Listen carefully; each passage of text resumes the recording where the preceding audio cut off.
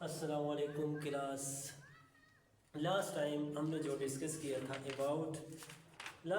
Discuss किया था complications of classifying viruses, यानी क्लासिफाई वायरसेस को हम क्लासिफाई करते हुए क्या हो गए थे, हमारे यहाँ मुख्तलिफ इश्यूज़ क्या हो जाते थे, मुख्तलिफ इश्यूज़ हमारे लिए पैदा हो जाते थे।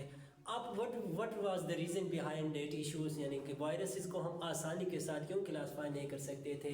इसके बिहाइंड जो रीजंस थे, बिहाइंड रीजन में हमारे पास बेसिकली जो हमारे पास जो मेन पॉइंट्स थे वो क्या थे, वो जितने भी वायरसेस हमारे पास होते हैं उसके अंदर both the characteristics of living and non living organisms. अच्छा, just because of the characteristics which are present within viruses, यानी living characteristics and non living characteristics, उसकी वजह से क्या हो जाता है, वायरसेस को क्लासिफाई करने में हमारे लिए मुश्किलात का सामना करना पड़ता था।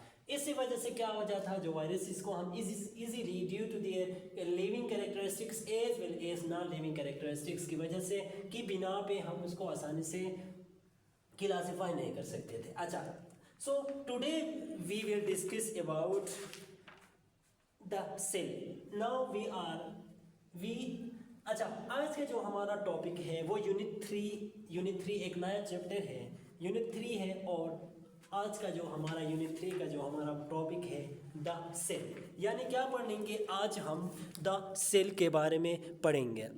सो it is the third unit we are going to discuss about this today. अच्छा, अब इसमें जो ऑब्जेक्टिव्स होते हैं, after completion the students will be able to describe cell basic unit of structure etcetera etcetera. ये क्या हमारे पास ये इस पूरे चैप्टर के जो है ना क्या है उसका ऑब्जेक्टिव्स हैं। अच्छा, हम आज के ऑब्जेक्टिव्स की बात कर लें तो हमारे पास सेल क्या होता है, स्ट्रक्चर सेल क्या होता है, what is the difference between animal cell and plant cell वगैरह, ये क्या हो जाएंगे आज के ऑब्जेक्टिव्स हो जाएंगे। अच्छा, सो फर्स्ट ऑफ ऑल हम स्टार्ट कर लेते हैं सेल से। Earth is living planet. Earth जो हमारे पास होता है living planet, it is home of a huge variety of life from microscopic organisms to magnificent blue whales in giant redwood trees. यानी मीन टू से ये जो हमारे पास अर्थ है लिविंग एक प्लेनेट है, इसमें क्या हो जाता है, छोटे से छोटे ज़रात से लेके बड़े से बड़े ऑर्गेनिज्म तक इसमें लिविंग ऑर्गेनिजम्स इसमें पाए जाते हैं। लाइक सबसे छोटे ऑर्गेनिज्म हमारे पास क्या हो जाते हैं, micro means small organisms, micro means small organism से लेके जो हमारे पास लार्ज ऑर्गेनिजम्स होते हैं, हमारे पास जो वेल्स होते हैं, उसके अलावा वेल्स होते हैं। प्लांट्स की बात कर लें तो रेडवुड ट्रीज होते हैं, ये क्या हो जाते हैं, ये अर्थ में पाए जाते हैं।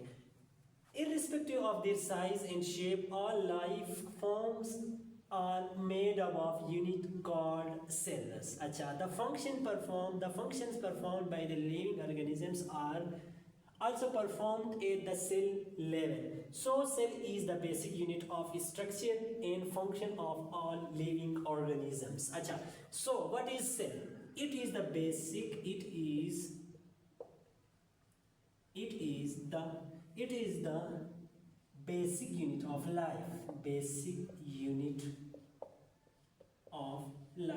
अब ये जो हमारे पास सेल होता है ये बेसिक यूनिट ऑफ लाइफ होता है। मीन टू से जो बेसिक यूनिट ऑफ लाइफ हमारे पास कहने का मकसद ये है कि हमारे पास जो भी किसी भी ऑर्गेनिज्म की लाइक हम यूनिसेलुलर माइक्रो ऑर्गेनिज्म की बात कर लें, उसके अंदर सिर्फ एक सेल होता है। अब ये सेल क्या हो जाता है, इस cell this one cell have the ability to provide all the necessities of their life। इस वजह से हम इसको क्या कहते हैं, यूनिसेलुलर ऑर्गेनिज्म के अंदर एक सेल होता है। एक सेल के अंदर चाहे उसको रिप्रोडक्शन करना है, चाहे उसका जो डाइजेशन है, चाहे उसका जो कुछ भी जितने भी सिस्टम्स हैं वो within a single cell क्या हो जाता है, वो परफॉर्म हो जाता है। इसकी वजह से ये क्या है हमारे पास, it is the basic unit of life इसको कहा जाता है। अच्छा, तो फिर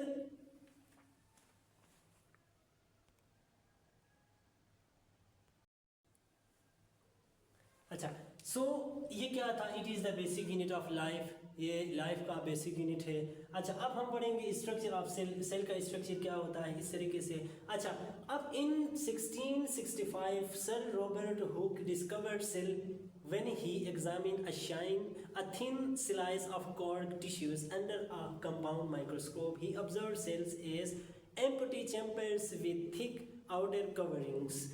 However, the quality of microscope lenses improved greatly in the 19th century, which led to the discovery of the cell nucleus in 1831 and many cytoplasmic organelles in coming years. अच्छा, अब यहाँ पे 2 पॉइंट्स हमारे पास आ गए। जो सेल को किसने दरियाफ्त किया था? सर रॉबर्ट हुक ने सेल को दरियाफ्त किया था। सर रॉबर्ट हुक कब दरियाफ्त किया था? सर रॉबर्ट हुक ने दरियाफ्त किया था। और उसके बाद 1831 में जो न्यूक्लियस है, न्यूक्लियस भी क्या हो गया था? 1831 में न्यूक्लियस भी दरियाफ्त हो गया था। अब और इसके अलावा जो ही टाइम गुजरता गया, जो है हमारे पास जो माइक्रोस्कोप है उसके अंदर डेवलपमेंट होते गए, मीन टू से मैग्नीफिकेशन पावर ज़्यादा होता गया, रेजोल्यूशन पावर जो हमारे माइक्रोस्कोप होते हैं उसके अंदर ज़्यादा होता गया।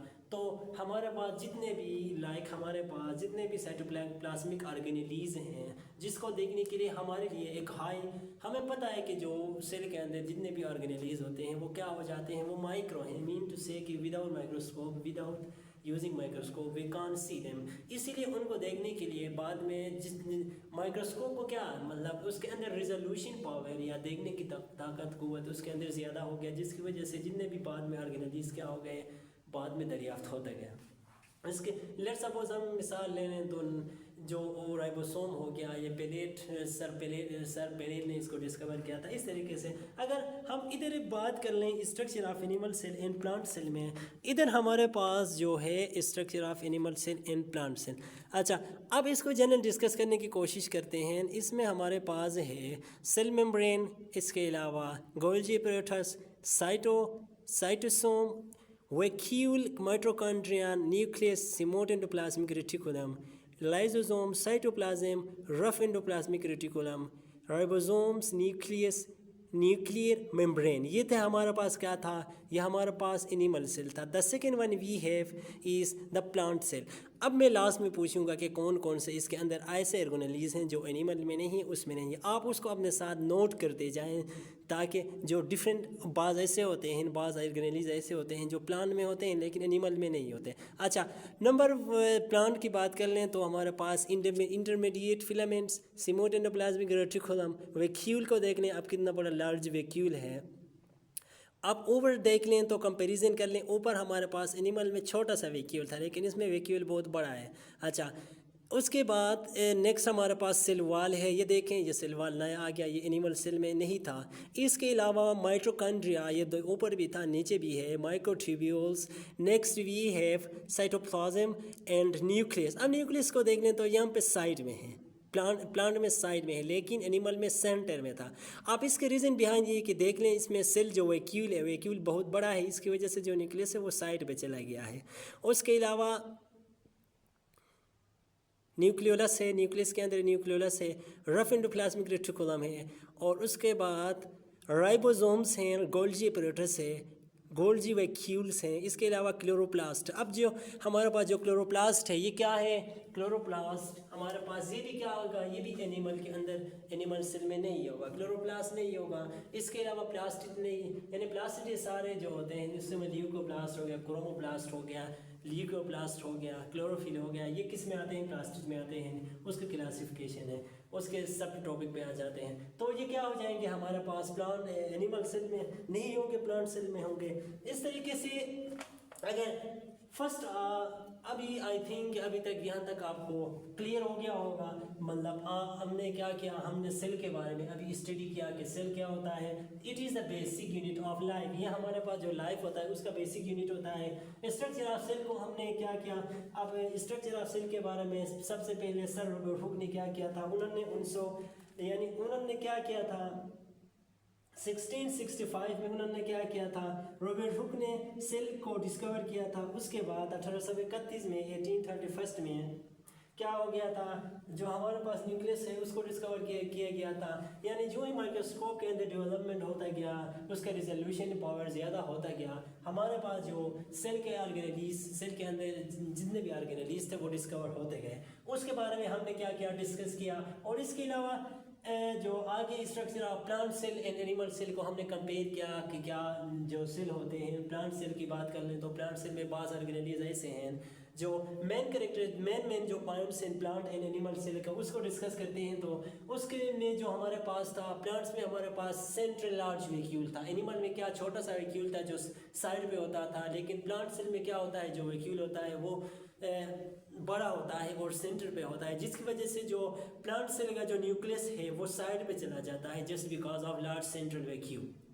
अच्छा, इसके अलावा प्लांट सेल के अंदर देखें तो प्लांट सेल के अंदर क्या था, जो outermost boundary of the cell था उसमें सेल वॉल पाया जाता था। लेकिन in case of animal cell में सेल वॉल नहीं होता था, बल्कि क्या होता था, डायरेक्ट सेल मेम्ब्रेन होता था। अच्छा, उसके बाद हमारे पास जो क्लोरोप्लास्ट हो गया, प्लास्टिड हो गए, ये वायरस किस में, प्लांट सेल के अंदर होते हैं, लेकिन एनिमल सेल के अंदर ये नहीं होते।